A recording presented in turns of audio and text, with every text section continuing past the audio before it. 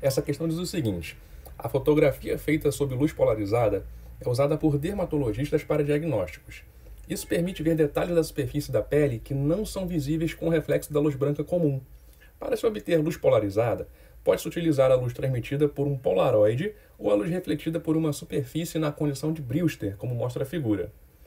Nessa situação, o feixe da luz refratada forma um ângulo de 90 graus com o feixe da luz refletida, fenômeno conhecido como lei de Brewster. Nesse caso, o ângulo de incidência θp, também chamado de ângulo de polarização, e o ângulo de refração θr estão em conformidade com a lei de Snell. Considere um feixe de luz não polarizada proveniente de um meio com índice de refração igual a 1, que incide sobre uma lâmina e faz um ângulo de refração θr de 30 graus. Nessa situação, qual deve ser o índice de refração da lâmina para que o feixe refletido seja polarizado? Então nós temos aqui uma questão que fala sobre refração. Mais especificamente, ela está falando sobre polarização por reflexão, o que é um fenômeno bem interessante, mas a gente não trata ele no ensino médio. Só que essa questão ela é toda autocontida. Você consegue ler esse texto e aprender como que você pode calcular essa polarização. Olha, ele fala aqui, para você obter a luz polarizada, ou você usa um polaroide, que é um equipamento, enfim, parece uma folha de papel que a luz atravessa e polariza, ou a luz refletida por uma superfície na condição de Brewster. E aí, o que é a condição de Brewster? A condição de Brewster é essa daqui, na qual o feixe da luz refratada forma um ângulo de 90 graus com o feixe da luz refletida. Ou seja, essa é a tal da condição de Brewster. Ou seja, você consegue ver aqui, olha, que tem um ângulo de 90 graus entre a luz refletida e a luz refratada. Simplesmente isso. Então, sempre que você tiver os ângulos de incidência e de refração respeitando essa condição de Brewster, a luz refletida vai sair polarizada. Isso é importante porque a gente vai precisar de usar exatamente essa condição para resolver a questão. A questão fala o seguinte para a gente. Você tem um feixe de luz que não é polarizada, proveniente de um meio com índice de refração igual a 1. Então, N1 é igual a 1.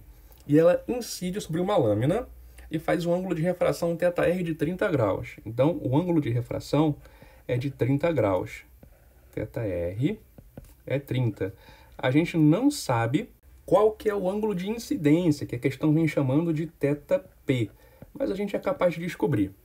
E aí, claro, tudo isso acontece respeitando a lei de Snell, como falou o enunciado. A lei de Snell diz pra gente que o N1 vezes o seno do ângulo de incidência θp é igual ao N2 vezes o seno do ângulo de refração θr. E aí o que a gente quer calcular aqui? Nós queremos calcular exatamente qual deve ser o índice de refração da lâmina. Nós queremos calcular o N2. Então a gente resolve essa equação por N2. É só passar o seno de θr para lá dividindo. Aí fica N2 é igual a N1 vezes o seno de θp dividido por seno de θr. Aí coloca os números. O que a gente sabe? O N1 é igual a 1, então nem tem que colocar. O seno de θp a gente não sabe ainda. E o seno de θr é o seno de 30. Seno de 30 que vale 1 sobre 2, de acordo com aquela tabelinha que, se você ainda não memorizou, é bom você memorizar para a prova do Enem. Então, nosso único obstáculo é descobrir quanto vale o seno de θp. Então, para a luz refletida ser polarizada, tem que acontecer a condição de Brewster. E a condição de Brewster fala isso daqui, olha. Esse ângulo tem que ser de 90 graus. Aí agora a gente apela para a geometria da figura. Olha só. Qual que é o ângulo completo? Ou seja, desde aqui até aqui no final. Esse ângulo completo é de 180 graus. E aí, o que a gente faz agora? A gente tira desse 180 esse ângulo de 90. E a gente tira desse 180 também o ângulo θr, que a gente conhece, que é 30 graus. O que vai sobrar? Vai sobrar exatamente o ângulo θp que a gente quer descobrir. E aí ficou simples, agora é só fazer essa conta. 180 menos 90 dá 90. E aí ainda tem que tirar 30. 90 menos 30 dá 60. Então o ângulo θp, que a gente não conhecia, é de 60 graus. A gente só foi capaz de descobrir o θp porque a gente sabia que precisava de usar a condição de Brewster que o problema deu pra gente. Na forma desse desenho e na forma de texto também. E aí, quanto que vale o seno de 60? De novo, pela tabelinha, ele vale raiz de 3 sobre 2. Então, essa daqui é a resposta. Agora é só a gente trabalhar essa resposta e terminar a questão. Fração de fração, repete a primeira, multiplica pelo inverso da segunda. Aí você simplifica o 2 com 2 e sobrou somente raiz de 3.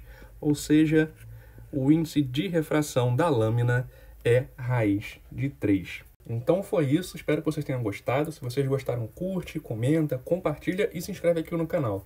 Se tiver algum pedido de questão, quiser saber alguma dúvida ou quiser pedir algum conteúdo, é só deixar nos comentários desse vídeo ou de qualquer um outro. Muito obrigado por assistir e até a próxima.